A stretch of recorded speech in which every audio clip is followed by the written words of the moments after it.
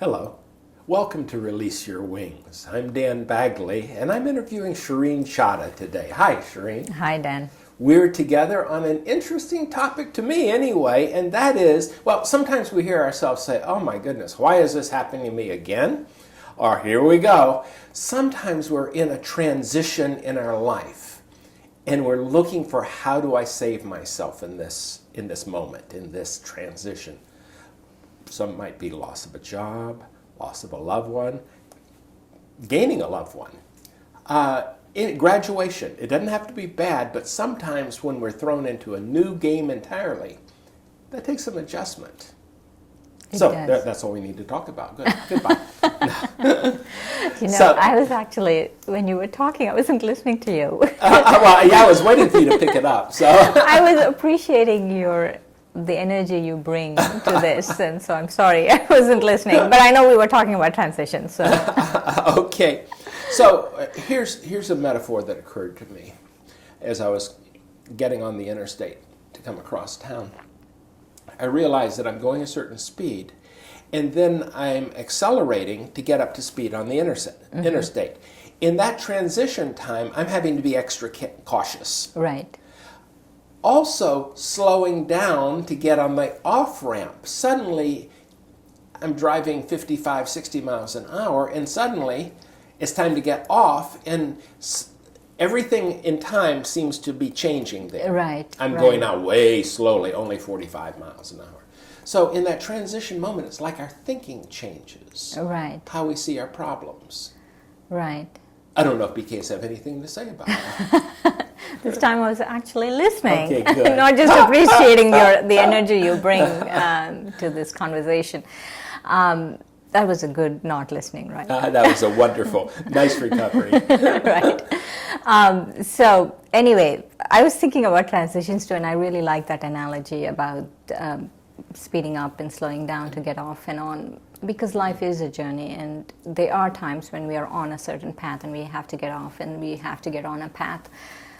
I was thinking that transition for me really implies that we have to have patience. And the reason why I'm talking about this is I edit a lot for the Yum Yum Yogi. And if I go from one scene to the other without a transition, they call transitions. Right, exactly. They call transitions. It looks really abrupt. And so a transition really, I was thinking that when it's not abrupt, when it's slowing down, or when you have patience and you're conscious of it, then it seems smoother. I like that, because in the analogy of the speeding up or slowing down from the highway, in a funny way, what we're adjusting is our mind, that how we're seeing our environment in that, right. In that case. Right. And so it's very important to have that patience, to have a smooth feeling, a natural feeling, that this has to happen naturally. It's not an abrupt change. So that there's a natural thing. Without abrupt changes, where's the adrenaline shot to us each day? That would probably not be part of it. Yeah. And I was thinking about that passages in life are very natural. Different passages are very natural. I mean, we go from childhood to adolescence to adulthood to old age. That happens, and Yes. it happens very gradually, and we have to accept. And when we accept, let's say the body aging, we call that aging gracefully. Right. So we have to accept other things very gracefully too. And so some transitions are inevitable, like the body aging is inevitable, and some transitions are chosen transitions. Right. And we have to really, even the chosen transitions, we have to really look at it with grace. So recently, this has been an interesting transition time for me in terms of just looking back. I recently had my 50th high school reunion. So suddenly you're taking 5 decades and pushing it down into, wow, what happened to so-and-so? I remember you at 17, now you're 67. Those things, it makes you see things different. It happened day to day, but then seeing someone you haven't seen in decades, suddenly that's almost like, oh my goodness. So I'm wondering is if the calmness that we have every day, not talking about suddenly looking back, the calmness we have every day stops the fits and starts of change. Right, right. Now, there are times, though, that we are going into major changes. One of them is Right. graduation. One of them is the loss of a loved one. One of them is getting married or divorced or something like that. Is there a strategy that you would recommend to smooth out that and slow it down? One is doing it consciously, that I am doing it much more consciously. And that's one. And I take time. Yeah. You know, I'm not rushed in life, especially these things. And I remember when I first heard this, I used to read a lot of British literature. When I was in India, and I remember that in Regency times and Victorian times and stuff, when someone died, they used to go into their estate, their village, or their country home, and stay there for a year, just my mourning. goodness. And I thought that was really nice that they take that time to mourn someone. So it's they taking that time to be away from their usual life. And I feel, okay, you might not have a year Yeah, I was going to say they must have been wealthy. to do this, but at least we should give ourselves time. And we should do it consciously, and we shouldn't have too many of our feelings invested in it. To separate myself from the feeling and say, yes, you can feel, but not to really overfeel and not to overthink and overanalyze. Overthinking is an interesting one. Overanalyze. Yeah. People really think overthinking is good, but really It's not Yeah. thinking really brings a lot of good solutions. And so, and it really gives rest to the mind. And so that was one, to do it consciously, to do it more deliberately. Yeah. One of the traps for getting us into overthinking, in my opinion, is asking, why is this happening? Because rather than how do I transcend it, whys are almost always circular in, it's because, we'll make up reasons, but that is spinning our tires very often. Right. Because that brings up blame. Right. It brings up, I shouldn't have, so Right. the big shoulds start coming in. So probably a better is, what do I need to do now to calm down? Why and not feel asking better? too many questions is a good one. Yeah, yeah. A good one. And the other thing I was thinking is, many people go through like a loss of a loved one, and they come out better. They're a better person. Oh, yeah. Even though they would have had a wonderful relationship, they come out a greater person after the fact. And so I have to have faith that whatever it is that is happening is designed for my victory, my ultimate victory. Absolutely. It's designed for my becoming a better person, it's designed for my progress. And so it's really important to remember that and have faith in that. I agree. In fact, I feel, maybe the viewers feel as well, that in a funny way, the game is rigged for our good living and salvation. Yes, it is rigged for my victory. Exactly. So within that, the understanding of that old thing which comes up so often in transition moments, this too shall pass. Good or bad, by the way. Right. All things, that's also what I've gotten in reunited with friends from way back when. It's, what happened in that time? Oh yeah, that seemed like that was going to be forever.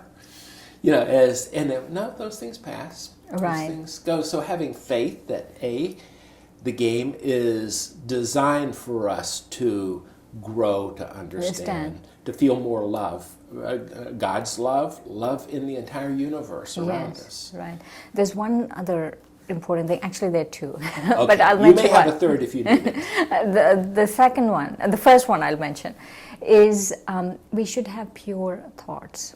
And I'll explain pure thoughts more in this context.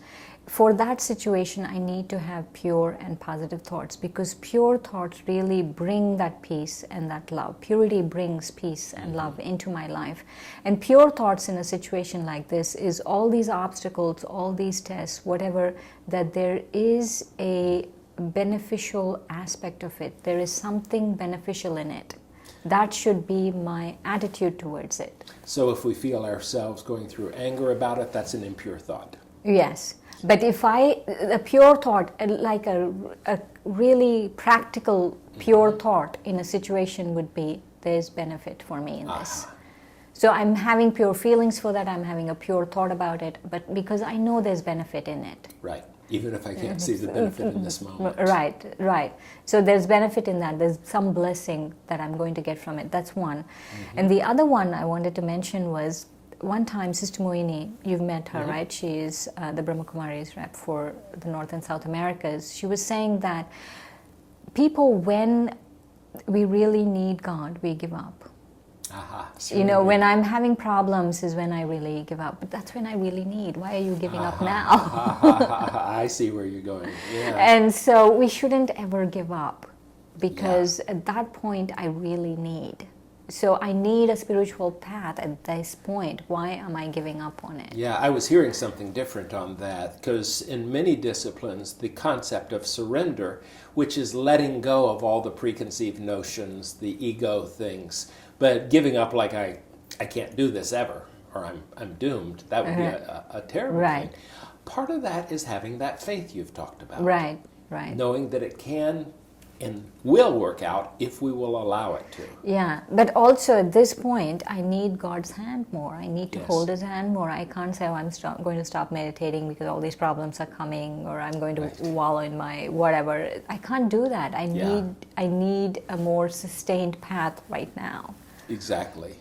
So, can you give me a case study on someone you've seen use this strategy and just let it? I know you can. It's just once it's solved, most of the time we don't go back to it. Are there any examples of here was a problem, here's someone who had the faith, did their meditation, did their practice, and by the way, kept their rituals going of what keeps them in balance? Right. Could I give a personal one? Yeah, absolutely. But like, you know, when I was recently, diagnosed with major health issues, I felt I really needed God at this time. I can't just give up on it, give up on that, or give up on my rituals. It felt it sustained me throughout. And also the thing, I really now when I look back, I remember after my surgery, after my cancer diagnosis, I remember calling one of my friends and said, I don't see the blessing in anything right now, because I was in a lot of pain. I said, I don't see the blessing. And my friend was like, you shouldn't be looking at blessings right now. You're not going to find it. Just, take a chill pill. And so later on, I realized what my blessings were and, what I learned from it. So you have to give it time. You can't rush things. And so my older son went through 5 years of really bad heart problems, surgeries again, and all. Painful, frightening, living with ventricular fibrillation. And now he's on the other side of it. And he's saying, I wouldn't wish that on my worst enemy, but I would not trade that for anything. I am so much better person for having gone through that pain. And in a funny way, that's it. It doesn't feel it in the moment. But when you look back and here's who I become for having climbed that mountain, then if I could have wished the mountain away, I would not have gained the muscles for climbing it. Right. So in a funny way, your recent health problems have been a wonderful mountain. Yes, easy for me to say, I didn't have the surgeries. But it has been, in a funny way, if you're open to spiritual progress, then there are lessons and possibilities all the time. Right. And on the other side is beautiful. The other side is a very beautiful life for all of us. Yeah. We should have that faith. But that's also one of the things that the faith sometimes flies in the face of the logic of the moment. How can something this painful be beneficial to me? Yeah, but faith is logical, actually. Good. Sometimes, at least my belief system here is, faith is what sustains us till the positive outcome comes back and shows us how it connected. In my ego moments, in my wanting to get out, I feel suddenly, often I'm going, just get me out of this. And the real answer might be, let me grow from it. Right. So, right. Or let me just sit through it, you know. Yeah. Because you can't see the growing. That's what my That's thing it. was, you know. I mean, in that moment In of real time, hurt you're not and seeing idea it. of like, where is the blessing? What am I doing? You know, what's going on, and all of those things. You don't see all of that at that time. You just have to give it And time. that's the faith part. Just If we have it- patience. Yep.